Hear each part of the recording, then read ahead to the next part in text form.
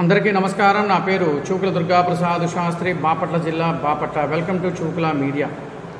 ఈ రోజున చాలా ముఖ్యమైన విషయము ఆంధ్రప్రదేశ్ రాష్ట్ర ప్రజలకి తెలియచేద్దాము అన్న ఉద్దేశంతో ఈ రోజున మీ ముందుకు నేను వస్తూ గత ప్రభుత్వ పరిపాలనకి ఈరోజు చేస్తున్న ఎన్డీఏ కూటమి ప్రభుత్వానికి తేడా ఏమిటి అనేది ఒక విశ్లేషణ చేద్దామని ఈ రోజున నేను మీ ముందుకు వస్తున్నాను.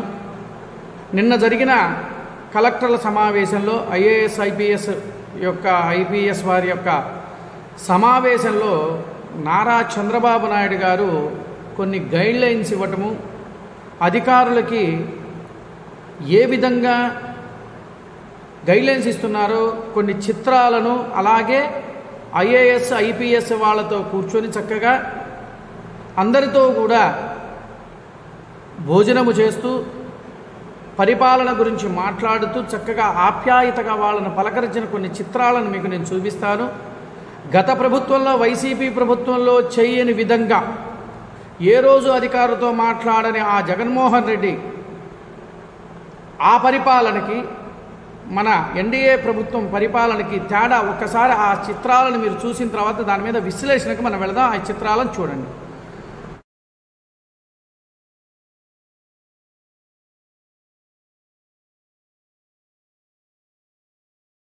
అలాగే అదనంగా రూరల్ రోడ్స్ ఏవైతే పూర్ కండిషన్స్ లో ఉన్నాయో వాటికి ఇమీడియట్ గా రిపేర్ చేయాలి.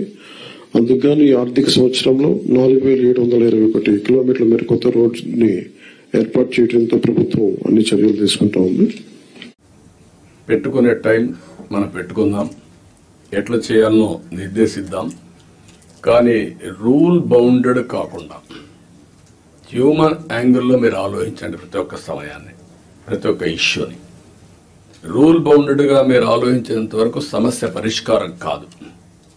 కానీ హ్యూమన్ యాంగిల్లో ఆలోచించినప్పుడు అదే రూల్ కింద ఆ సమస్యను పరిష్కారం చేసే పరిస్థితి మీకు వస్తుంది. అలాంటి ఆలోచనకు శ్రీకారం చుట్టాలి. మీ సబార్డినేట్స్ని కూడా ఎక్కడ కానీ మీరు చెప్తున్నా, మన ప్రవర్తనలో ఒక పాజిటివ్ ప్రవర్తన ఉండాలి. ప్లింతీ లాంగ్వేజ్ వాడడం, లేకుంటే మనకు అధికారం ఉందని ఒక పెత్తందారి వ్యవస్థ మారిగా బిహేవ్ చేయడం, అలాంటి ఎక్కడా లేకుండా ప్రతి ఒక్కరూ గుర్తుపెట్టుకోవాల్సింది. కొలీగ్స్ని ఏ విధంగా పని చేయించామో రాజీ లేదు, కానీ వల్గర్గా మాట్లాడి వాళ్ళని కొంచెం ఇన్సల్ట్ చేయడం ఇలాంటి చేయకూడదన్న అభిప్రాయం. దాన్ని మీరు ఫాలో కావాలి. మీరు చేసే పని మాకు రిఫ్లెక్ట్ అవుతుంది. మళ్ళీ ఈ విషయం గుర్తుపెట్టుకోవాలి. మీరు ఒక వ్యక్తి అయితే మీకు అన్వయిస్తారు. వ్యవస్థలో ఒక భాగమైనప్పుడు హెడ్ ఆఫ్ ది ఆర్గనైజేషన్ ఎవరైతే ఉంటారో వాళ్ళకు కూడా వస్తుంది. ఈ విషయం మీరు గుర్తుపెట్టుకోవాల్సిన అవసరం ఉంది. రెండోది యాక్సెసిబిలిటీ. మీ టైంని మార్క్ చేసుకోండి. నేను కూడా ఎవ్రీ సాటర్డే కూర్చొని సీఎంఓ ఏ విధంగా పనిచేశాం, టైం ఎట్లా మేనేజ్ చేశాం, నేను ఎట్లా ఇంప్రూవ్ చేసుకోవాలి, అన్ని విషయాల్లో ఒక పక్క మీటింగ్స్, ఒక పక్క పబ్లిక్ రిలేషన్స్, ఒక పక్క మా పార్టీ వర్క్, అన్నిటికి కూడా మేము ఇయర్ మార్క్ చేసుకొని ముందుకు పోతున్నాం.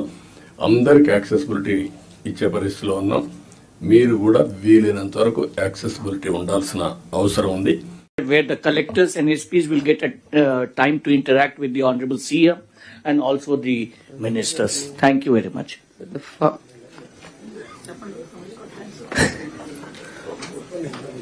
చెప్పండి సార్, అట్లే మైక్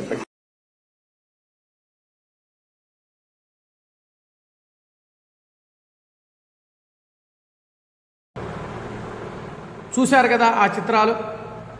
చంద్రబాబు నాయుడు గారు ఎప్పుడూ కూడా రాష్ట్ర అభివృద్ధి కోసము, రాష్ట్ర ప్రజల శ్రేయస్సు కోసము అహర్నిశలు కూడా కష్టపడుతూ మన ఆంధ్రప్రదేశ్ రాష్ట్రం ఎట్లా ముందుకు వెళ్ళాలి, ఏ విధంగా వెళితే మనము ప్రజల్లో మమైకమవుతాము, ప్రజలు అభివృద్ధి ఎలా చెందుతారు, ఆర్థికంగా కానీ, మానసికంగా కానీ, శారీరకంగా వీళ్ళు ఎలా అభివృద్ధి చెందుతారని ఆలోచించగల శక్తి ఏకైక నాయకుడు నారా చంద్రబాబు నాయుడు గారు.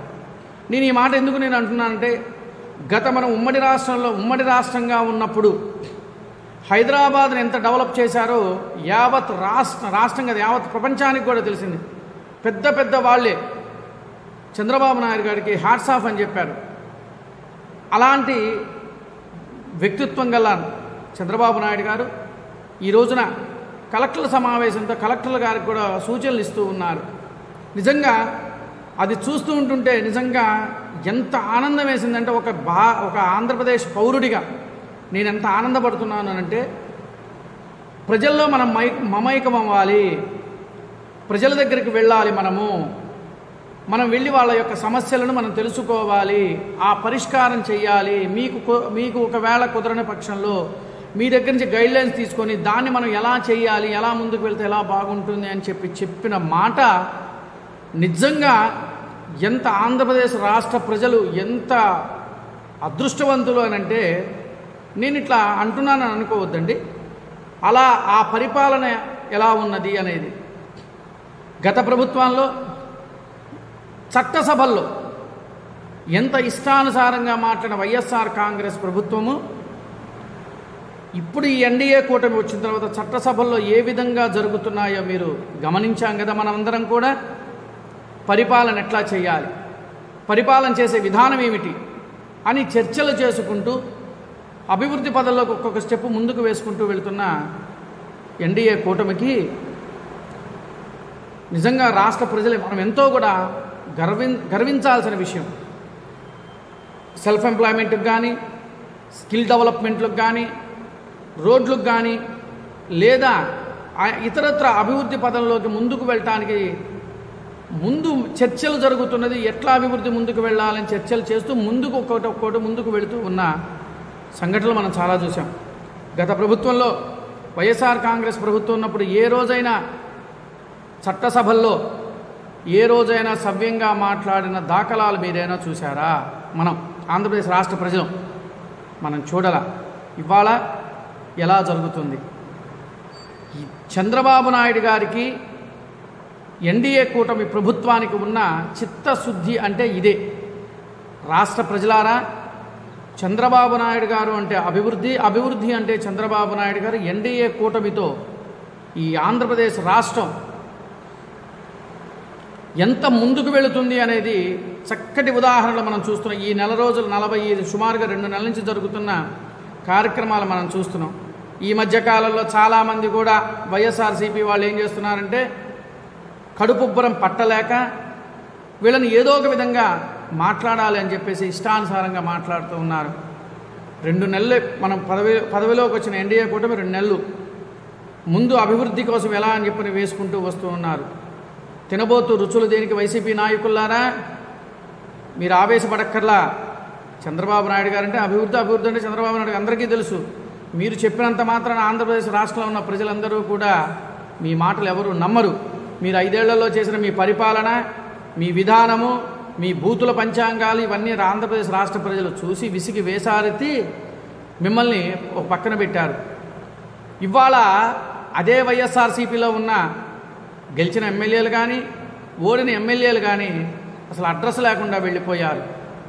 కొంతమంది తెలంగాణ వెళ్ళారు, కొంతమంది చెన్నై వెళ్ళారు, కొంతమంది ఇటలీ వెళ్ళారు, కొంతమంది లండన్ వెళ్ళారు, కొంతమంది అమెరికా పోయారు. ఎవరున్నారయ్యా ఇక్కడ ఆంధ్రప్రదేశ్ రాష్ట్రంలో అంటే ఎవరూ లేరు. పోనీ అధినాయకుడు, మీ సింహం సింగిల్గా వచ్చే నాయకుడు ఆయనే కనపడట్లా. సింహం సింగిల్గా వచ్చే నాయకుడే కనపడట్లేదు. ఇది ఆంధ్రప్రదేశ్ రాష్ట్రము. వీళ్ళు చెబుతారు మళ్ళీ మన ప్రభుత్వం మీద అంటే ఎన్డీఏ ప్రభుత్వం మీద బురద చల్లటానికి వీళ్ళు ఉంటారు. చూశారండి, నా ఎన్డీఏ కూటమి చేస్తున్న అభివృద్ధి కానీ ఆ మాట్లాడిన మాటలు ఎంత చక్కగా ఉన్నాయంటే ఆంధ్రప్రదేశ్ రాష్ట్ర ప్రజలారా మనం గమనించాల్సింది అది ఒక్కటే. నమస్కారం.